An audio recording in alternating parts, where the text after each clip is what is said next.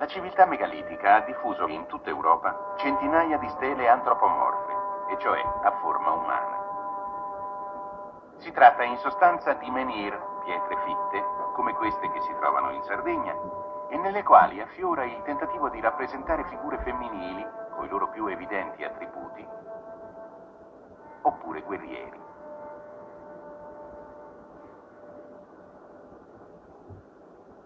Stele in forma umana sono state ritrovate in Italia, oltre che in Sardegna, nelle Puglie e nel Trentino, anche in Val di Magra, nella Lunigiana.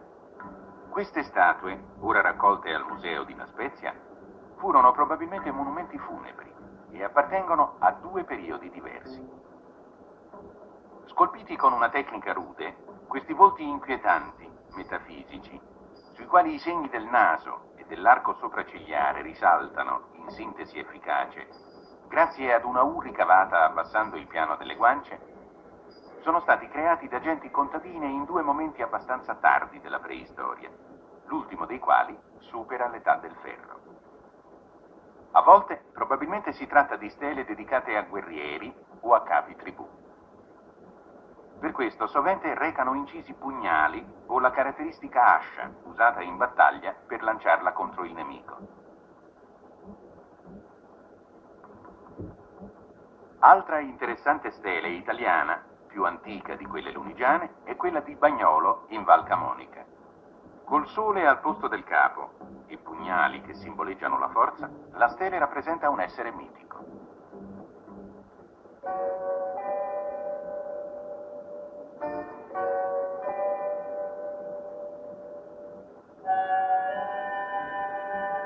Altra terra mediterranea, ricca di tombe di giganti, di monumenti megalitici, di stele, è la Corsica.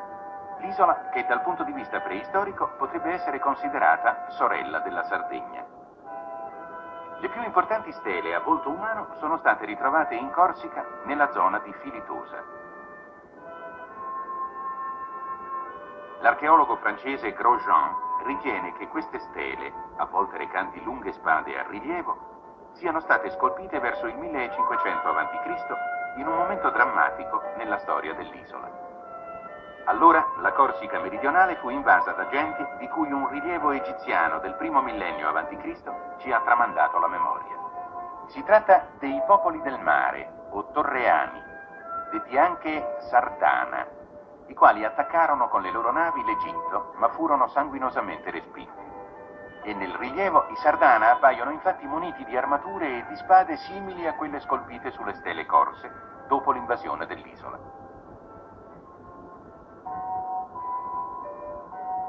Secondo il professor Grosjean, i Sardana sono da porsi in rapporto con le genti sarde, non solo per la somiglianza del nome, ma anche perché essi costruivano edifici a forma di torre simili ai nuraghi della Sardegna.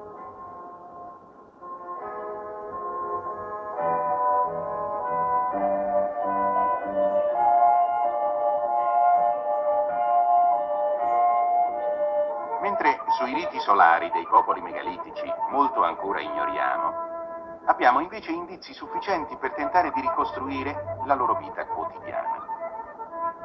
Sappiamo cioè che essi, anche se più tardi rispetto all'Europa meridionale, avevano imparato l'esperienza dell'agricoltura. Perciò aravano i loro campi con un rozzo aratro di legno.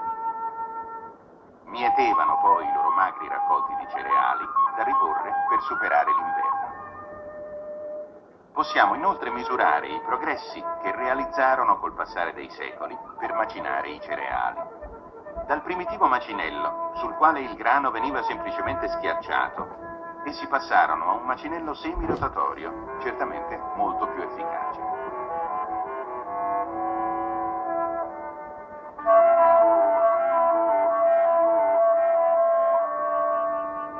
Infine, inventarono una macina a rotazione completa, un vero elettrodomestico della preistoria.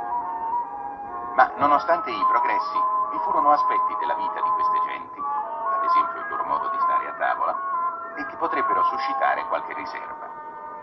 Come si vede da questa approssimativa ricostruzione, non si può dire certo che si comportassero con stile e sobrietà, e di questa loro rozzezza e scarso rispetto delle regole non mancano le conferme. Questo è l'interno di una capanna scoperta intatta, fin negli arredi di pietra, alle isole Orcadi. Ebbene, la capanna era sepolta sotto un cumulo di rifiuti lasciati cadere dagli occupanti, i quali si difendevano dal freddo anche con la sporcizia.